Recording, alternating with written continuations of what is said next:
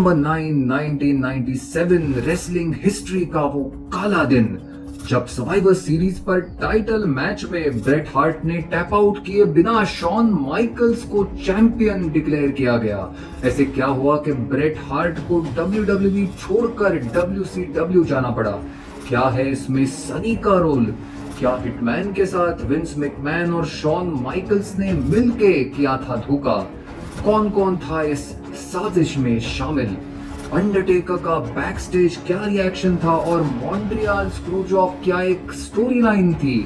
जानेंगे इन सारे सवालों के जवाब आज के इस वीडियो में।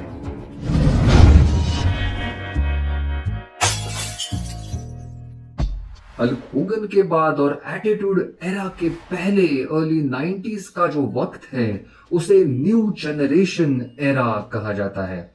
यहाँ मस्कुलर और जायंट रेसलर्स से धीरे धीरे परफॉर्मेंस पर ध्यान दिया जाने लगा और इस एरा के सबसे दो बड़े स्टार थे ब्रेट द हिटमैन हार्ट और Heartbreak Kid Shawn Michaels. वैसे हार्ट माइकल्स से 8 साल बड़े हैं। दोनों के करियर में काफी समानताएं हैं और दोनों ने अपने करियर की शुरुआत 80s में टैग टीम्स में की थी। जी हाँ, हार्ट थे हार्ट फाउंडेशन में और माइकल्स थे रॉकर्स में। 1992 में ब्रेट हार्ट वर्ल्ड चैंपियन थे, वही शॉन माइकल्स इंटरकॉन्टिनेंटल चैंपियन थे। बैकस्टेज दोनों दोस्त तो नहीं थे मगर दुश्मनी भी नहीं थी। चीजें थोड़ी थोड़ी बदलने लगी और बिगड़ने लगी जब शॉन माइकल्स ने केविन नैश और स्कॉट हॉल के साथ अपना बैकस्टेज ग्रुप क्लिक बनाया और इनके बर्ताव से हार्ट जैसे सीनियर रेसलर्स को प्रॉब्लम होने लगा। इसके बावजूद 1996 में रेसलमेनिया 12 पर हमें champion Bret Hart versus Shawn Michaels का 1 घंटे का iconic iron man world title match देखने मिला। यहाँ ब्रेट हार्ट को हराकर शॉन माइकल्स वर्ल्ड चैंपियन बने।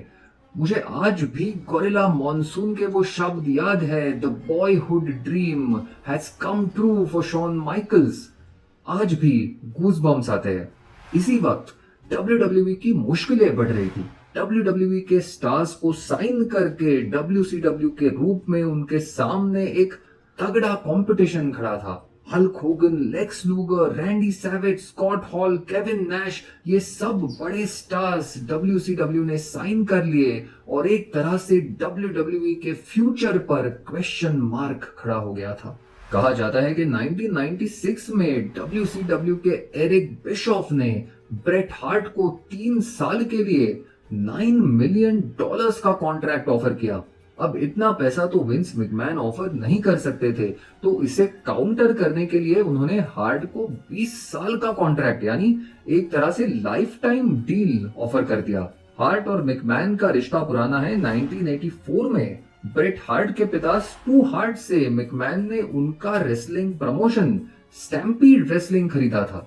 कहा जाता है कि इस कॉन्ट्रैक्ट में हार्ट को अगले 3 साल हर साल $1.5 मिलियन मिलने वाले थे और 3 साल बाद उनकी रिटायरमेंट के बाद अगले 17 साल वो मैकमैन के नंबर 2 बन के WWE के मैचेस की बुकिंग करते, क्रिएटिव में भी इन्वॉल्व रहते। ये उनको ऑफर था। उनको प्रॉमिस किया गया था कि वो WWE के टॉप बेबी फेस बने रहेंगे। मार्च 1997 में विंस मैकमैन ने अपना पहला वादा तोड़ दिया। उन्होंने हार्ट को हील बनने के लिए कहा। हार्ट शॉक्ड थे मगर तब मैकमैन ने उन्हें 2 लिस्ट दिए।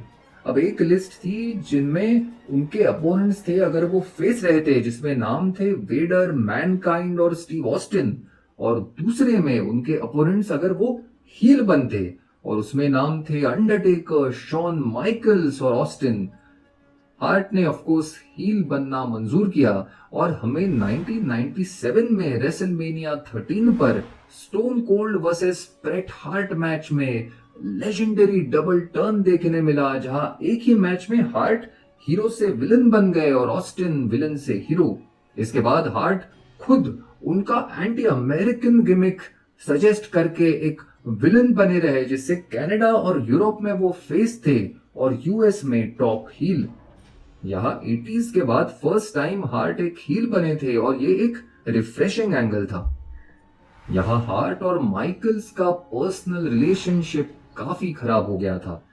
कहा जाता है कि 1996 में रेसलमेनिया 12 पर जब हार्ट ने माइकल्स को क्लीनली पुट ओवर किया था, तो अंडरस्टैंडिंग ये थी कि अगले साल रेसलमेनिया पर माइकल्स ब्रेट हार्ट को पुट ओवर करेंगे। मगर फरवरी 1997 में रेसलमेनिया 13 से पहले माइकल्स ने अपने infamous lost my smile promo के बाद टाइटल विकेट कर दिया और ये कहा कि वो इंजर्ड है। ब्रेट हार्ट को माइकल्स की ये इंजरी एक बहाना लगी थी कि माइकल्स को ब्रेट हार्ट से रेसल नहीं करना और हारना नहीं है उनसे। इसके बाद अपने डीएक्स फेज में लाइव टेलीविजन पर माइकल्स ने ब्रेट हार्ट पर अपना इनफेमस कमेंट कर दिया था कि ब्रेट हार्ट सनी डेज का मजा लूट रहे हैं, जिससे वो ऐसा जता रहे थे कि हार्ट और सनी का अफेयर चल रहा है। इससे हार्ट और माइकल्स के बीच दरारें और बढ़ गई। इसी बीच समर स्लैम 1997 में अंडरटेकर को हराकर ब्रेट हार्ट फिर से चैंपियन बने। जब फ्यूचर मैचेस की बात हो रही थी, तब स्टोरी लाइन पिच की गई थी कि सर्वाइवर सीरीज 1997 पर मॉन्ट्रियल में माइकल्स हार्ट से टाइटल जीत जाएंगे और एक फ्यूचर डेट पर माइकल्स फिर से टाइटल हार्ट से हार जाएंगे। मगर कहा जाता है कि माइकल्स ने हार्ट से हारने से मना कर दिया। अब तक Vince McMahon as a character WWE में एक कमेंटेटर थे, मगर धीरे धीरे अब वो अपने रियल लाइफ ओनर के कैरेक्टर में भी पर्दे पर आने लगे थे और ब्रेट हार्ट के साथ ऑन स्क्रीन भी उनकी कुछ नोक-झोंक हमें देखने मिली थी।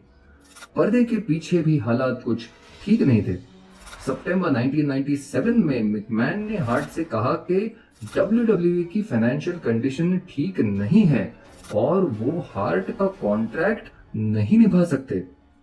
अच्छा ये होगा कि हार्ट WCW से बात चलाए और WCW चले जाए। हार्ट हैरान थे। उन्होंने WCW से बात शुरू की, तभी अचानक से विंस ने कहा कि रुको रुको, फाइनेंशियल कंडीशन अब बदल गई है और अब हार्ट WWE में रुक सकते हैं। मगर 1 नवंबर 1997 को बिशॉफ ने हार्ट को ऐसा ऑफर दिया जो वो रिफ्यूज नहीं कर सकते थे। फिर भी हार्ट ने विंस को कॉल करके कहा कि मैं WWE नहीं छोड़ना चाहता, मैं पैसे भी बढ़ा के नहीं मांग रहा, मगर मुझे बताओ कि मेरी क्रिएटिव डायरेक्शन क्या होगी। यहाँ मैकमैन ने फिर से पलटते हुए कहा कि नहीं, हार्ट को WCW की ऑफर ले लेनी चाहिए।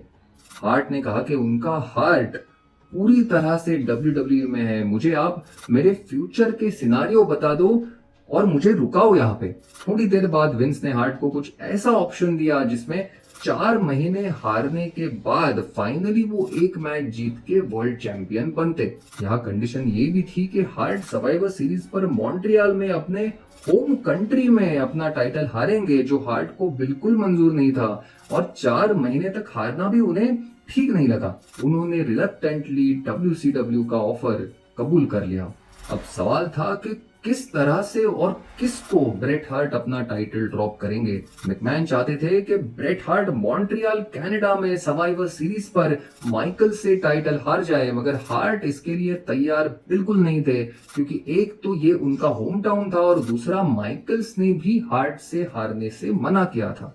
ये इंटरनेट के शुरुआती दिन थे और ऑनलाइन न्यूज लीक हो गई कि ब्रेट हार्ट WWE छोड़ के WCW जा रहे हैं। फाइनली मैकमैन, हार्ट और माइकल्स के बीच ये अग्री हुआ कि ये मैच डिस्क्वालिफिकेशन से एंड होगा।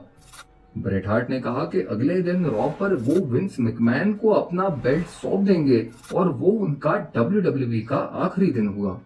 बस एक प्रॉब्लम था, ब्रेट हार्ट का WWE कॉन्ट्रैक्ट सर्वाइवर सीरीज की रात एंड हो रहा था।